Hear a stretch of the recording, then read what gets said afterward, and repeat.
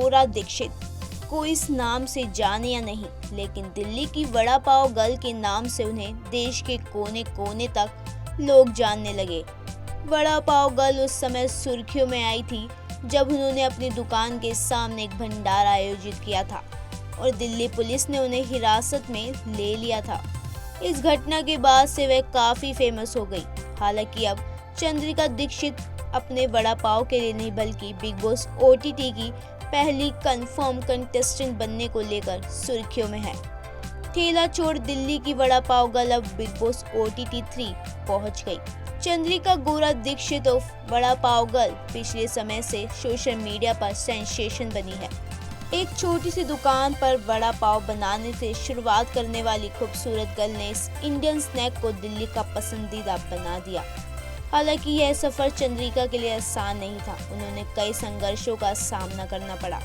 इतना ही नहीं, उन्होंने अपनी जान लेने के बारे में भी सोचा।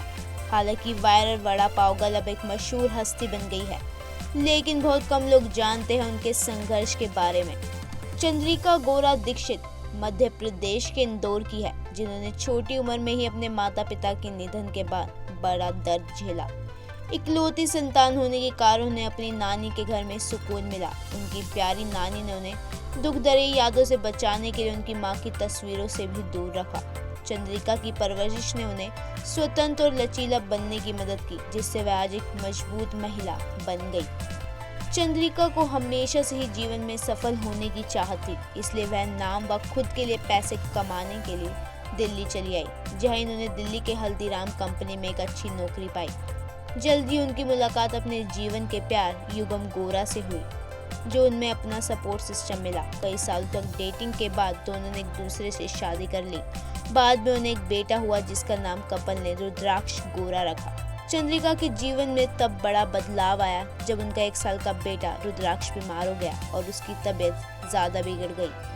अपने छोटे बच्चे की देखभाल के लिए माता पिता को अपनी अपनी नौकरी छोड़नी पड़ी और सारी सेविंग बेटे के इलाज में खर्च करनी पड़ी। लगातार बढ़ते खर्च और पूरा करने के लिए चंद्रिका ने अपने पति और ससुराल वालों के सहयोग से अपना खुद का बिजनेस शुरू किया। 2022 में उन्होंने नई दिल्ली के सैनिक विहार पीतमपुरा में एक छोटे से स्टॉल पर वड़ा पाव बेचना शुरू किया। शुरुआत में उन्हें कई नुकसान उठाने पड़े, क्योंकि स्थानीय निवासी मुंबई के पॉपुलर नाश्ते को खाने के शौकीन नहीं थे। हालांकि कुछ ही महीनों में चंद्रिका वड़ा पाव के बेहतरीन स्वाद से लोगों को प्रभावित करने में सफल रही। एक छोटी सी दुकान के रूप में शुरू हुआ बिजनेस जल्द ही दिल्ली में पॉपुलर हो गया। जल्द ही चंद्रिका भी फेमस हो गई और उनके स्वादिष्ट वड़ा पाव की चर्चा दिल्ली के कोने कोने तक पहुंच गई। इस तरह उन्हें वड़ा पाव गर्ल का खिताब मिला और सोशल मीडिया पर उनके फॉलोअर्स की संख्या आसमान छूने लगी। चंद्रिका एक जाना माना नाम बन गया और उनकी वीडियोस इंटरनेट पर छा गई। भले ही अब वो ठेला नहीं लगाती, लेकिन वो एक लग्जरी लाइफ जी रही है। उनकी जबरदस्त फैन फॉलोइंग है, जिनको ये जानकर खुशी होगी कि चंद्रिका अनिल कपूर के reality show big Boss OTT 3 की पहली कंफर्म कंटेस्टेंट बन गई है। दरअसल हाल ही में जियो ने अपने ट्विटर हैंडल पर एक ब्लर फोटो शेयर की, जो एक ठेला लगाए खड़ी है और आसपास काफी भीड़ नजर आ रही है। साथ ही कैप्शन में लिखा #बिग बॉस OTT 3 का पहला कंटेस्टेंट कौन है। इस # तीखी मिर्ची की झलक पाने के लिए जियो सिनेमा प्रीमियर पर जाए। बता दें, शो 21 जून को OTT प्लेटफॉर्म जियो पर स्ट्रीम होने वाला है।